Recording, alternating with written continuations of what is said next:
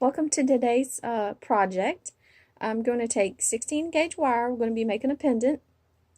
So we're taking 16 gauge wire that I love, as you all know. Yeah.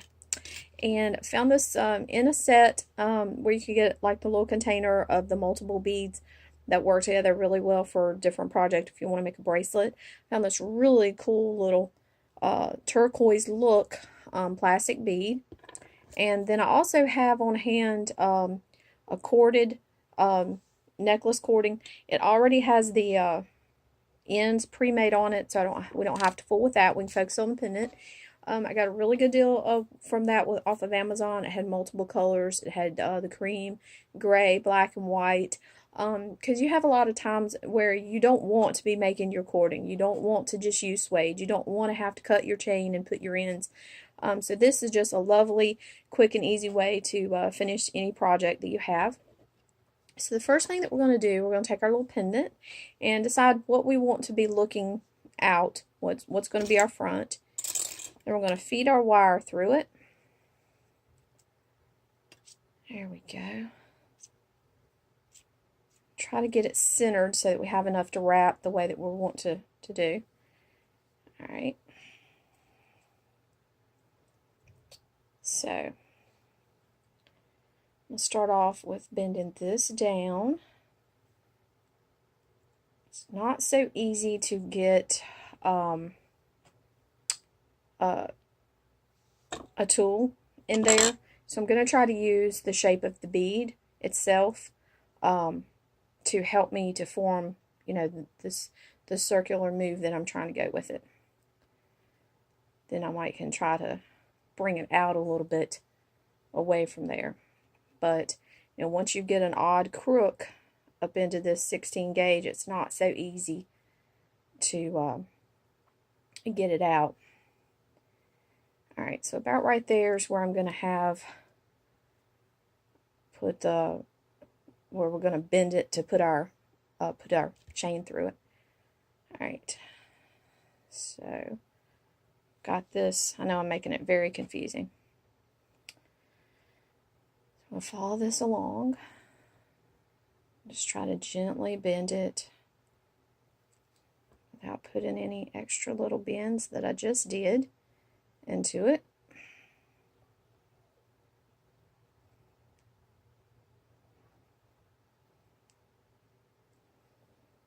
Okay.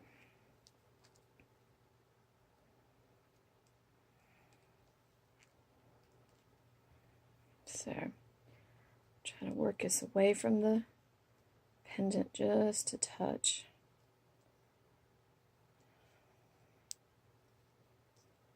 Trying to not have to use a whole lot of tools because I really just don't want to mark this up. And there we go. Alright, this is what we have so far. It's a pretty good little start to it. So I'm going to take my hammer, go ahead and tap this down a little bit very easily. Harden that up a little bit.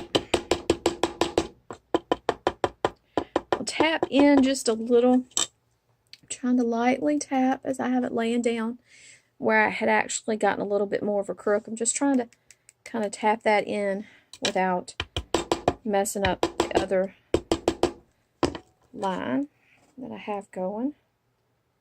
It doesn't have to be perfectly round. It's unique, just like we are. Okay. So, this is where we are so far. So I'm going to try to take these two ends and bend them opposite just to give a little bit extra offset the way that we have with our pendant. And so I'm going to snip that off. About right there. Alright.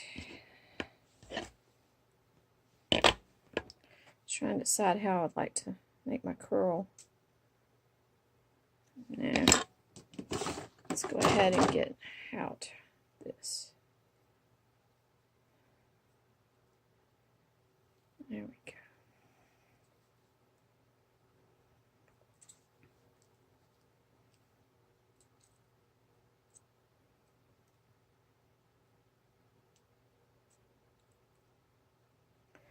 Trying to keep a little bit of a circular pattern going here. All right. We've got that. All right, so let's cut us off a little bit here. Try to do a similar thing on this side.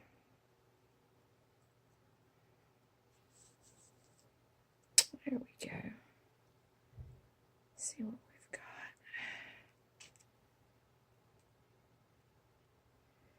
I do like using these because you can not, they don't seem to scratch.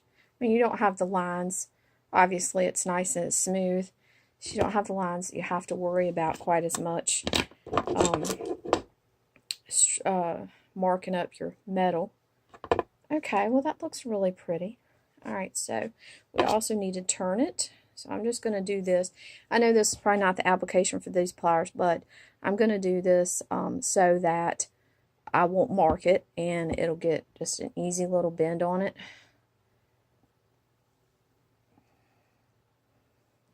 So I really just don't want to see that little bit of time that I used the other pliers. It's got a little bit of scratch on there. I want to have that option. I don't want it to be. There we go.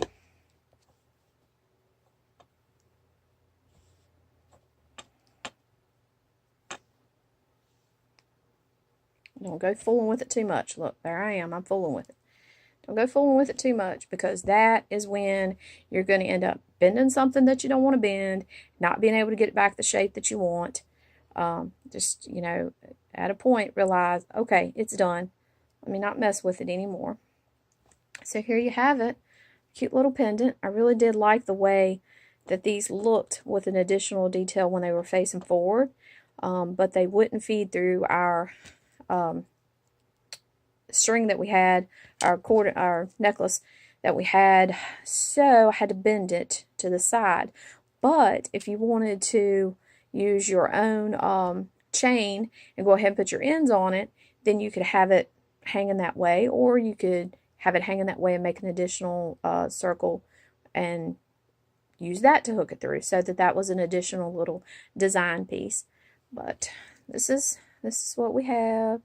So we're going to feed this through and hope that I left enough size, enough to open where I made this other side just a little bit smaller.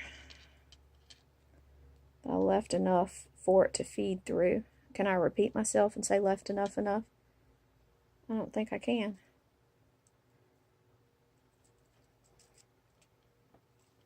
I don't think I can say that too many times to get the point.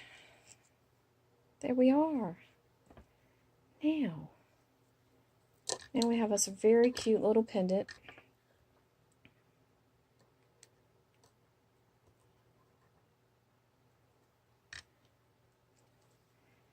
Strung up and ready to go. Yay! Oh, it's so pretty. It's unique. It's unique to us.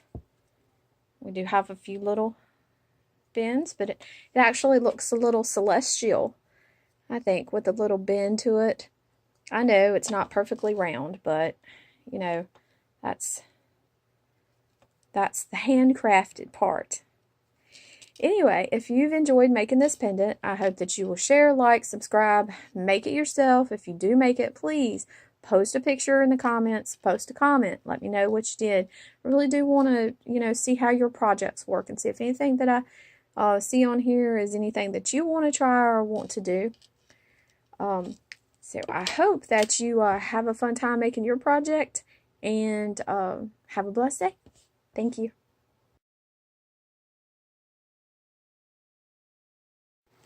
Well, here is a little add-on to today's Making Monday project, because the more I looked at the pendant, the more I really did want the little curls to be facing forward. And I really didn't like the way that the cord was hanging. It kept kind of getting in between the wire on the pendant. So I made some changes. Okay, so what I did was I went ahead and turned these back and made a little bit more of a design. And then I took a little piece of 22 gauge wire and I just bent it to make a bell and restrung the cord this way. I just think that it looks so much better. It actually looks like it makes sense now, and it's just really, really pretty. I just really do like it a lot better. Making your own bell is really, really easy. We've done that before. With the wire, you just take your piece of wire, you can bend it. Of course, you use tools. This is just a little quick and dirty. You know, you can use your, flatten it out. I think I have a making bells. I left this a little bit open. A lot of bells I see, this is totally closed, but I thought that it would give it a little bit more definition. And then all you have to do is just be really easy. Make your turn up. Then make your turn for the back. So this is what you're looking at, your side view. Okay, then you just cut your excess wire. Be careful with your bits. Form your necklace through up here. This is the front of your pendant, so that when you're looking at it, this is the design that you have that you're looking at. You can leave these closed as I did on this one, or you can just gently bend these open to add an additional little detail to your bell. And there you go. There's your quick and easy little bell. I just went ahead and changed the way that was. I really do like it a whole lot better. You know, that's the good thing about projects. You do what you start off to do. It's your project. You don't like the way it looks, you change it. It's very simple. It's very easy. Now I'm just happy as pie. Look, it looks so much better. Yes. So I hope that you enjoyed this add-on to the original video, and that you like the new idea that I came up with, and that, you know, if you go in one direction and it doesn't work out, then you just turn right around and you go in the other direction. So I hope that you enjoyed, and I will see you again soon.